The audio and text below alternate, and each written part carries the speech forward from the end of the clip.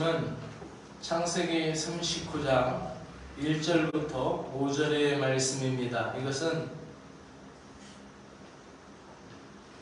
요셉에 관한 이야기인데, 요셉이 고난의 분기점을 지나서 이제 은혜를 맞이하기 시작하는 부분에 대해서 창세기 39장에서 말씀하고 있고, 시편 1편 1절은 시편의 150편 가운데 하나님의 말씀이 복이다, 복의 기준을 하나님이 시편에 많은 축복을 하시거든요.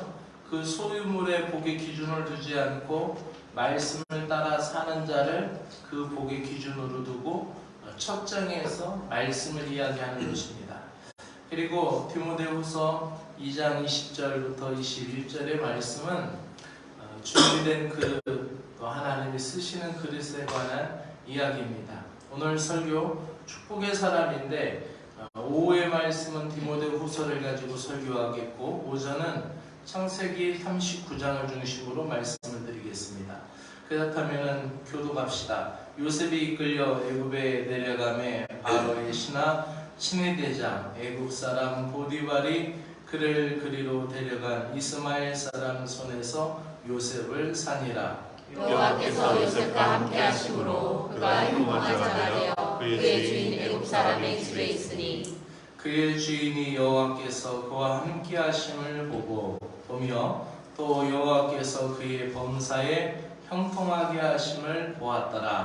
요셉이 그의 주인에게 은혜를 입어 섬김에 그가 요셉을 가정 총무로 삼고 자기의 소유가 그의 손에 위탁하니, 함께합니다. 그가 요셉에게 자기의 집과 그의 모든 소유를 주관하게 할 때부터 여호와께서 요셉을 위하여 그 애굽 사람의 집에 복을 내리심으로 여호와의 복이 그의 집과 밭에 있는 모든 소유에 미치니라. 아멘. 그가 요셉에게 자기의 집과 그의 모든 소유물을 주관하게 한 때부터 여호와께서 요셉을 위하여 그 애굽 사람의 집에 복을 내리심으로 여호와의 복이 그의 집과 밭에 있는 모든 소유에 미친지라.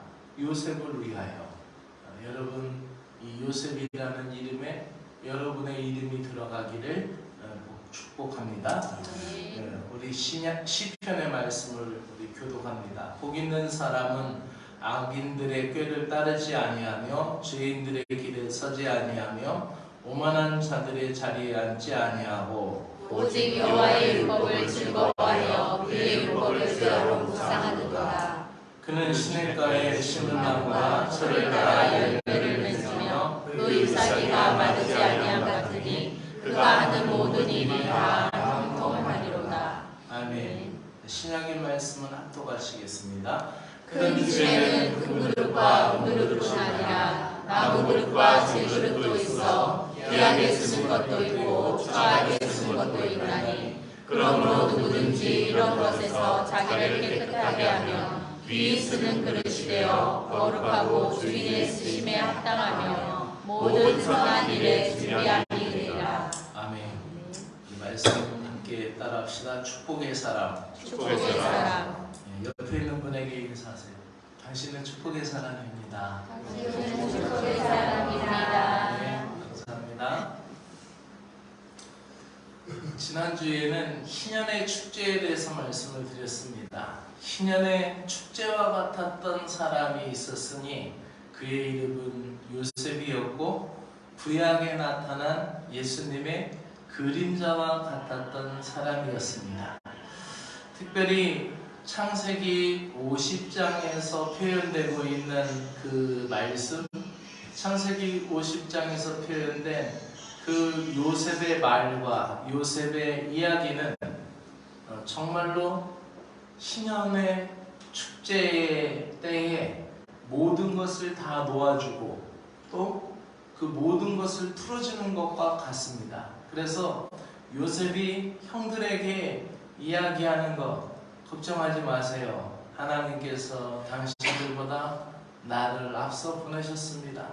그리고 당신들뿐 아니라 내가 조카들까지도 먹이겠습니다. 이 축복의 말은 희년에 관한 이야기와 같아요. 그래서 창세기 50장은 희년을 맞이하는 용서의 말씀이고 축복의 말씀이고, 그래서 요셉에게는 그와 같은 놀라운 축복의 메시지가 있었습니다. 우리가 요셉이라는 이름을 많이 지쳐, 외국인들도 요셉이라는 이름을 많이 가지고 있지만 한국 사람들도 교회에 다니는 사람들은 요셉이라는 이름을 많이 갖습니다. 요셉이라고 이름을 짓는 것은 아마도 요셉과 같이 지파를 두 깃을 갖는 지파가 되고, 두 못을 가졌잖아요. 다른 아들들은 다 한 몫씩 가졌어요. 그렇죠? 시몬 지파, 갓 지파, 므낫세 지파 다 한 지파씩을 가졌는데 요셉만큼은 두 지파를 가졌어요. 에브라임 지파와 므낫세 지파 두 지파를 가진 거예요. 그것도 므낫세 지파 같은 경우는 땅을 굉장히 많이 차지하게 되죠. 아마도 그렇게 요셉과 같은 축복을 얻게 하려고 그와 같은 이름을 짓지 않았나, 이런 생각을 하게 됩니다. 요셉은 하나님의 역사에 있어서 그 역사의 분기점에 굉장히 귀중한 사람으로 쓰임을 받습니다. 만약에 이 흉년의 때에 만약에 요셉이 준비되지 않았더라면은 야곱은 씨가 말라서 정말로 어찌 보면은 그 약속의 시간들이 더 오랜 시간 머물렀을지도 모르겠고, 그 하나님의 물론 구속사로 하나님의 약속으로 흘러가는 거겠지만 요셉이 준비되지 않았더라면 어땠을까라고 우리가 생각할 만큼 중요한 인물입니다. 기독교 역사를 공부하다 보면은 500년마다 아주 특별한 사람들이 준비된다고 합니다.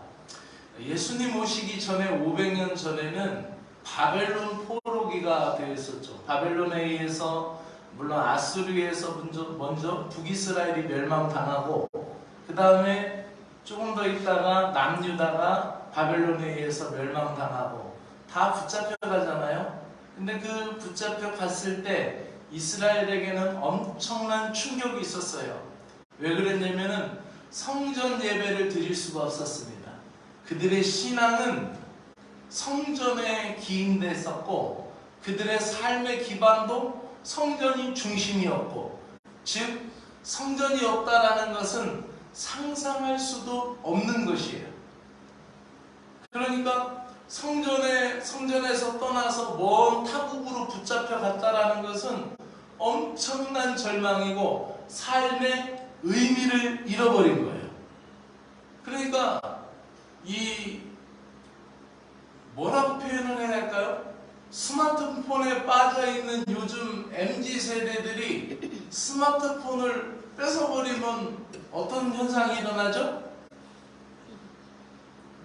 지랄 발작 현상이 일어납니다. 그렇죠? 그 아이들에게 게임에 빠져있든지 어떤 중독에 빠져있든지 아이들한테 그 핸드폰을 몸에서 분리시켜버리면은 발작 현상이 일어나요.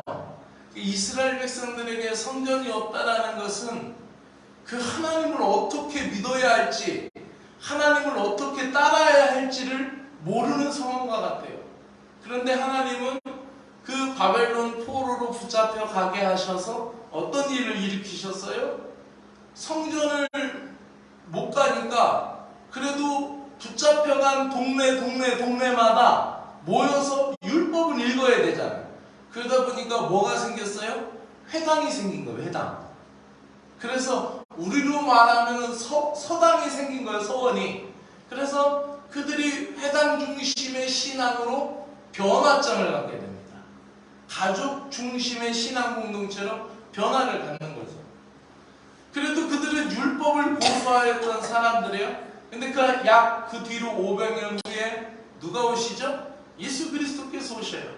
그래서 율법을 완성케 하러 오셨다라는 예수님의 말씀처럼 율법보다 더한 하나님의 사랑을 보여주셔요. 십계명을 이 유대인들은 외웠지만 예수님께서는 너의 몸과 마음과 뜻을 다해 하나님을 사랑하고 내 이웃을 내 몸과 같이 사랑하라. 이것이 온 율법과 선지자의 강령이다. 이렇게 말씀하셔요. 그리고 예수님이 말씀하신 모든 것을 보면은 율법보다 더한 하나님의 사랑을 완성시켰던 것을 보게 됩니다.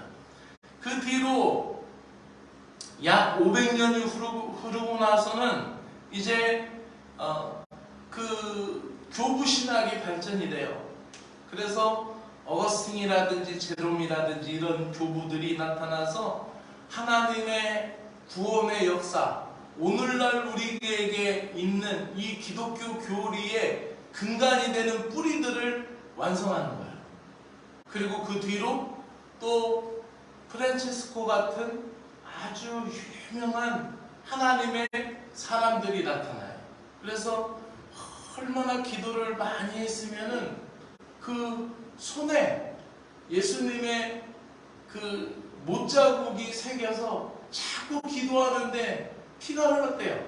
또 자기가 자랑하려고 얘들아 봐라, 내가 예수님처럼 손에 못자국이 생겼다 이렇게 보여준 것이 아니라 자꾸 그것을 붕대를 감고 다니고 감추고 했는데 제자들이 아는 거예요. 제자들에 의해서 그것이 전해질 정도로 정말로 탁월하고 훌륭한 그런 하나님의 성인들이 나타났어요.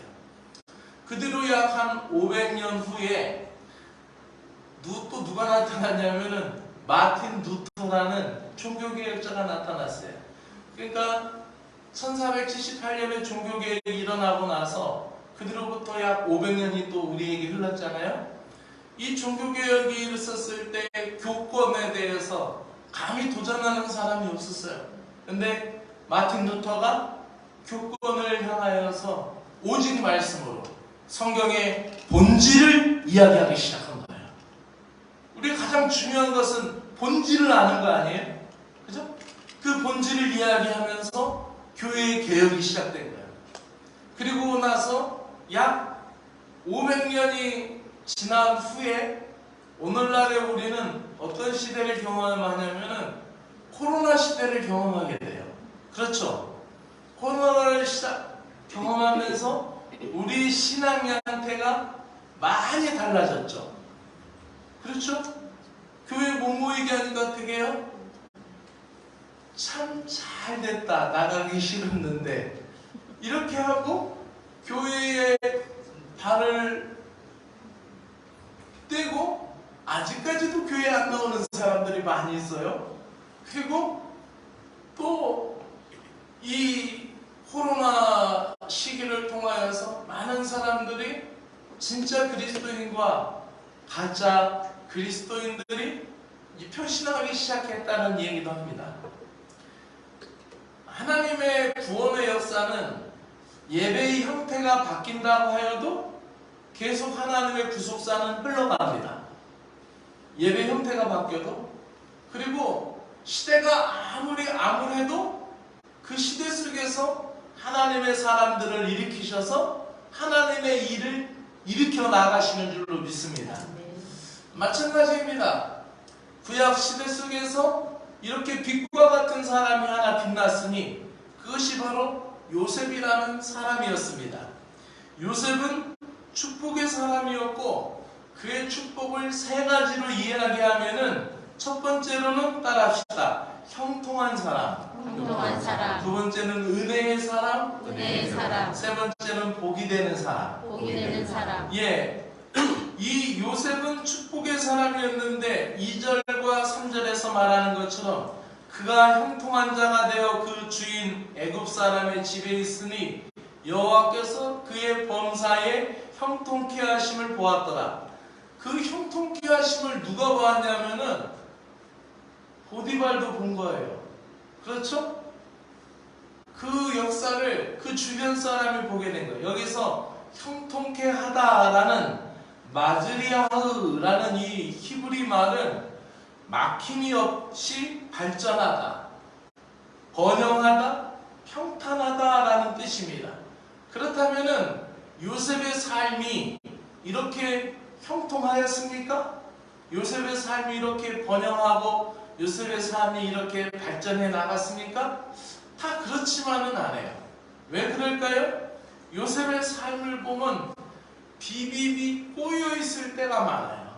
채색 옷을 입히고 난 후로부터 질투, 형제들의 질투가 시작이 되었고, 그가 하나님이 주시는 꿈을 꾸기 시작한 후부터 그는 형제들로부터 생명의 위협을 느끼기 시작하였으니 그의 삶은 결코 형통한 삶이라고 말할 수가 없는 것입니다. 우리가 우리의 뜻대로 될 때 우리가 형통하다고 말할 수 있습니까?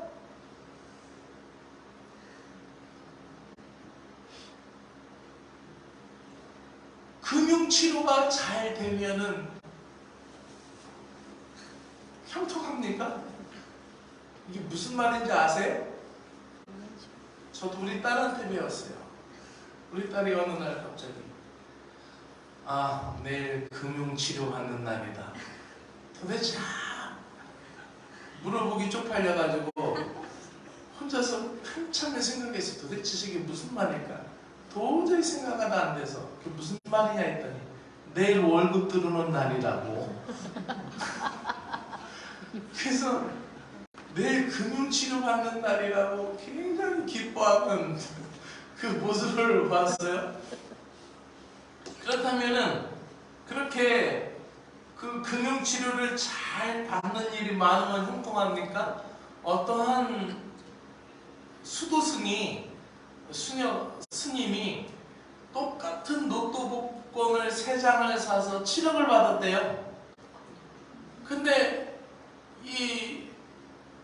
그 7억이면 그래도 중로로 타다가 속세에 나와서 속세의 멋을 실컷 즐길 수 있는 금액 아닙니까?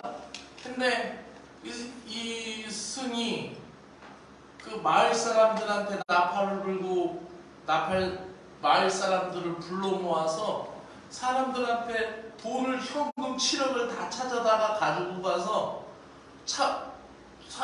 마을 사람들이 오는 사람들한테 그걸 똑같이 다 나눠줬대요. 7억을 전부 다 밤새서 나눠주고. 그래서 그걸 보면서 우리가 중만 또 못한 삶을 살면 안 되겠다 이런 생각을 했어요. 중도 이 1억 천금을 누린 것을 이거는 내가 부도자로 수도자로 이게 내게 아닌 것 같다 하고 마을 사람들에게 다 나눠주듯이 그 소문이 나서 밤새 줄이 서고 그거를 며칠을 걸려서 다 나눠줬다고 합니다. 자, 우리가 형통한다라는 것이 돈이 많아지는 것이 형통할까요? 승진이 잘 되는 것이 형통할까요? 우리의 뜻대로 될 때도 있지만 우리가 안 될 때도 있어요. 그리고 또 우리가 바라는 것을 위하여 우리는 언제나 가장 좋은 것이라고 해서 선택합니다. 그런데 살면서 옆을 보십시오. 가장 좋은 것이라고 선택해 놨는데 몇십 년이 지나다 보면 가장 좋은 것 같지 않습니다. 그러니 우리는 언제나 가장 좋은 것을 선택했다고 할지라도 뒤돌아보면 언제나 가장 좋은 것만을 선택하지 않았어요. 그래서 하나님께서는 우리를 사랑하시는 한 모든 것을 우리의 뜻대로 해놓지 않아요. 이해가 되십니까? 그러니까 우리를 사랑하시기 때문에 우리가 원하는 대로 형통하게 안 하셔요. 하나님이 원하는 형통을 우리에게 보여주시는 거예요. 그렇죠? 만약에 요셉이 꽃가옷을 입고 그 비단옷을 입고 그 야곱의 집안에서만 그렇게 호의호식하며 살았다라면은 그가 애굽의 총리가 될 수 있을까요? 그가 그 가족, 일가족 70명을 한꺼번에 먹여 살릴 수 있는 자리에 오를 수 있을까요? 그렇지 않다는 거예요. 그러므로 우리가 하나님이 우리를 사랑하시는 한 모든 것이 우리의 뜻대로 되도록 내버려 두지 않고 우리의 뜻대로 된다고 하는 우리의 뜻대로 된다라고 만약에 한다면 우리는 매우 삶을 살게 될 거예요. 그렇지 않겠어요? 그래서 하나님이 생각하시는 대로 나아가는 삶이야말로 그 삶이 형통한 삶인 줄로 믿습니다. 하나님께서 요셉이 생각하지도 못한 새로운 길을 허락하셨어요. 그 보디발 집에 간 것도 생각지도 못한 거겠죠. 만약에 어떤 상인 집에 갔다라면은 시시하게 그 상인에게 그 점원이 되어서 평생 돈이나 카운터에서 계산하고 물건이나 실어나르고 물건이나 장이고 이런 사람으로 끝날 수도 있어요. 근데 왜 하필이면 또 그가 그 보디발 집에 갔을까? 그 시위대장 아니에요. 시위대장이면 경호실장 오늘로 얘기하면은, 그리고 또 거기서 잘 배웠는데 또 얼굴은 또 왜 잘생겨가지고 안방마님의 유혹을 받았을까? 그가 안방마님의 유혹을 안 받아서 그가 왕의 죄수들을 관리하는 특별 그 독방에 특별방에 갇히지 않았다면 그가 빵 굽는 대신과 또 술 따르는 대신하고 어떻게 꿈 이야기를 풀 수 있었을까요? 그러니까 오늘 보디발 2절 3절이 중요합니다. 보디발이 하나님이 그와 함께 하시는 걸 보았다라고 말씀하는 거예요. 만약에 그의 아내가, 그 시위대장 아내가 저놈이 종놈이 나를 겁간하려고 했습니다라고 그 얘기를 했을 때, 만약에 이 보디발이 실제로 그 얘기를 믿었다면은 어떻게 했을까요? 목을 쳐버렸죠. 쳐 죽였을 거예요. 그러니 근데 보디발은 그 부인이 항소하니까 부인의 마음은 잠재워줘야 되니까 가두긴 가뒀어. 근데 어떻게 해요? 특별한 데다 가둔 거야. 왜요? 그만큼 요셉을 신뢰했다라는 거야. 저 하는 짓 보니까, 내가 살아보니까 저 여자는 탐심이 많은 여자고 또 흥이 많은 여자다. 네가 그러고도 남지라고 생각했을 수도 있어요. 그러니 요셉이 그곳에 갇히게 돼서 하나님의 특별한 일을 경험한 거죠. 그 하나님이 하시는 일, 그렇게 생각하다 보면 요셉의 삶은 꼬인 삶이고 막힌 삶이고, 그리고 그 술 맡은 관원장하고 그 떡 맡은 관원장이 곧바로 자기를 꺼내주지도 않아. 나중에 꺼내줘. 그러다 보니까 그가 어떻게 해요? 30세가 되어서 올랐으니 그 30세는 바로 그 이집트 고대의 상형문자에 기록된 문헌에 의하면은 그 30대가 국가의 중요 관직을 맡을 수 있는 나이랍니다. 그러니 하나님은 30세가 되어서 요셉을 애굽에다가 갖다 놓은 게 아니라 30세가 될 때까지 쓴맛, 단맛, 산전수전, 공중정 다 겪게 하시고 하나님이 글을 쓰시는 거예요. 그러니 하나님의 뜻대로 되는 것이 하나님의 형통이에요. 그러므로 사랑하는 신자들 된 여러분들이시여, 여러분들이 기도할 때 낭망하지 마시기를 바랍니다. 하나님의 뜻 가운데 이루어지고 있음을 믿으시길 바랍니다. 이어서 요셉은 은혜의 사람이었습니다. 은혜를 입은 것이죠. 여러분, 요셉이 그 주인을, 4절 말씀에 보면 요셉이 그 주인에게 은혜를 입어 섬기매라는 것이죠. 전폭적인 지지와 인정을 받았다라는 거예요. 그러니까 그 부인의 고발에도 그가 살았던 거예요. 은혜라는 것은 무엇일까요? 분에 넘치는 호의를 받았을 때에 어떻게 해요? 은혜를 입은 것이에요. 이거를 어떻게 설명을 해야 될까요? 호의를, 분에 넘치는 호의를 받아요. 그런 삶을 누리시기를 축복합니다.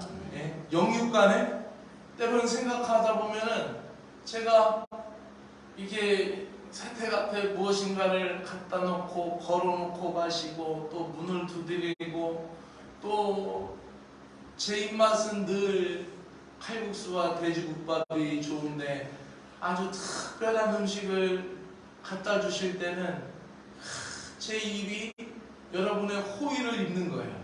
그죠? 아주 특별한 호의를 입는 것이죠.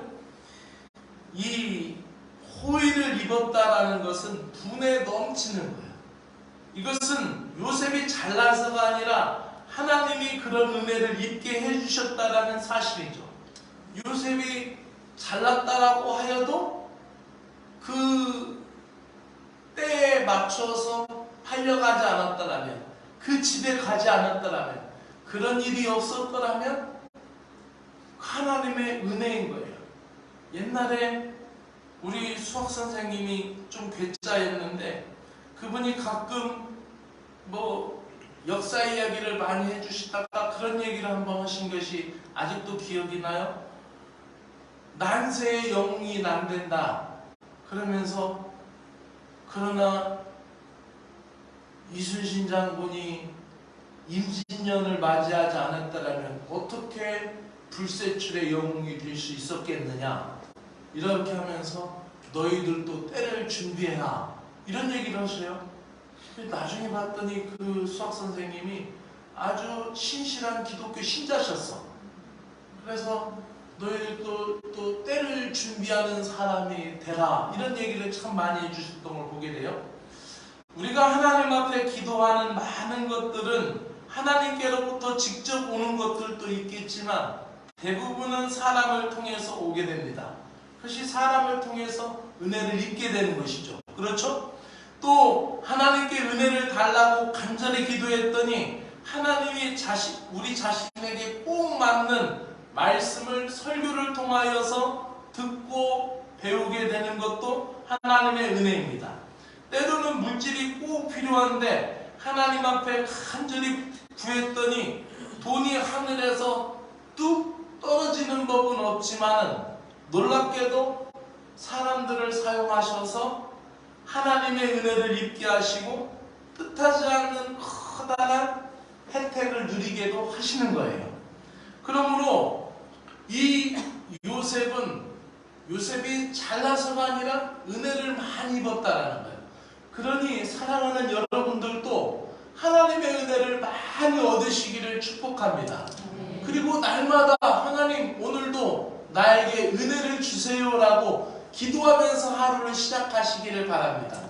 우리 학생들도 여러분이 열심히 공부하지만은 하나님 저에게 은혜를 주세요라고 기도하면은 우리 학생들의 길이 더 보배롭게 열리게 될 줄로 저는 믿습니다. 정말 저는 그렇게 믿어요. 많은 사람들이 있는데 안 될 것 같은데 특별하게 나를 위하여 하나님이 준비하신 것 같이 입시 요강이 연장되거나 또 생각지도 않은 과가 개설이 되기도 하고 그러는 거예요. 그러나 내가 잘 열심히 선택하고 열심히 내가 공부해서 한 것 같은데 뒤돌아보면은 방향이 잘못된 것 같을 때가 많은 거예요. 그러니 우리는 은혜로 살아야 되는 사람인 줄로 믿습니다. 마지막 세 번째, 복이 되는 사람이에요. 하나님으로부터 자기도 복을 받았지만 또 자기를 통하여 복을 누리게 되는 거예요. 즉 우리가 그렇게 잘 이야기하는 축복의 통로가 되었다라는 사실입니다. 5절 말씀에서 하나님께서 요셉을 위하여 그 애굽의 집에 복을 내리심으로 여호와의 복이 그 집과 밭에 있는 모든 소유에 미친지라. 아멘. 여러분, 그 애굽의 흉년 때에 요셉이 없었다면은 풍년 때에 썩어나가는 음식으로 쌀막걸리나 만들어서 먹고 쌀과자나 만들어서 먹고 지내다가 흉년 때에 굶어 죽었겠죠. 그러나 그 곡식을 잘 저장하고 또 저장하고 올해는 묵은 거 먹고 또 저장하고 그리고 지방마다 농협 창고를 잘 만들어 놔가지고 어떻게 했어요? 그것을 흉년 때 다 푸는 거예요. 그러니 요셉으로 애굽이 사는 거예요. 사랑하는 여러분, 여러분 때문에 우리 교회가 살기를 축복합니다. 여러분 때문에 우리 진보가 잘 살기를 바랍니다. 백종원이라는 사람 같은 사람 한 사람이 있으니까 예산 국수거리가 살잖아요. 그 시골 희한하잖아요. 그러니까 여러분 하나가 잘 되면은 아주 복된 거예요. 우리 세은이가 잘 되면 신부가 잘 되는 거예요. 그렇죠? 그러니까 우리 모두가 하나님의 복을 받고 또 여러분을 통해서 그렇게 복을 받기를 축복합니다. 세상의 지위가 높고 많은 소유를 가지고 있는 사람이 중심의 사람이 되지 않았어요.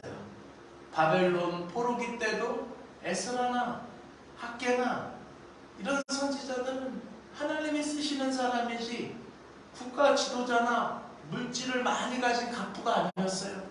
예수님은 가장 가난하게 오셔서 인류 구원의 정점을 찍으신 분이고, 제롬이나 어거스틴이나 프란치스코 이런 분들도 역시 다 마찬가지예요. 우리가 생각할 때는 돈을 많이 가진 사람이, 권력을 많이 가진 사람이 중심이 될 것 같은데 그렇지 않은 거예요. 하나님을 사랑하고 하나님을 의지하는 사람이 역사의 중심이 될 것이고, 또 교사들은 그러한 아이들을, 그러한 믿음의 자녀들을 만들어 가시기를 축복합니다. 또 그리고 우리 모두가 이와 같이 나이가 많든지 적든지 그러한 사람으로 굳건히 설 수 있도록 노력합시다. 기도합시다. 305장을 반주해 주시면 그대로 마지막 찬양을 반주하셔도 될 것 같아요. 우리 말씀을 붙들고 조금 시간이 지났지만 그래도 한 2분 동안 마음을 힘써 모아서 우리 같이 기도합시다. 세상의 지위가 높고 많은 소유를 가진 사람이 역사의 중심 인물이 되지 않습니다. 사람이 보기에는 그렇지 않은 것 같아도 하나님이 보실 때는 당신의 손에 붙들린 그 사람이 중심 인물이 되게 하시는 것이죠. 하나님을 믿는 사람으로 복의 근원이 되시기를 축복합니다. 함께 말씀을 붙들고 같이 기도합시다. 사랑해 주 하나님 아버지, 우리가 어떤 사람이 되어야 될 것인지를 생각합니다. 끊임없이 사람들을 괴롭히고 귀찮게 하고 고통을 주는 사람입니까? 아니면은 하나님이 복 주시는 복을 받아 나를 통하여 모든 사람에게 기쁨과 평화를 주는 하나님의 복을 흘려보내는 사람입니까? 하나님 아버지, 짧은 인생, 우리의 인생은 너무나 짧습니다. 천년만년 살 것처럼 영원히 기력이 성성할 것처럼 살아가지만 우리는 풀의 꽃같이 시드는 인생들이오니 주여 우리에게 은혜를 베풀어 주시옵소서. 하나님이 형통케 하심을 보게 하여 주시옵소서.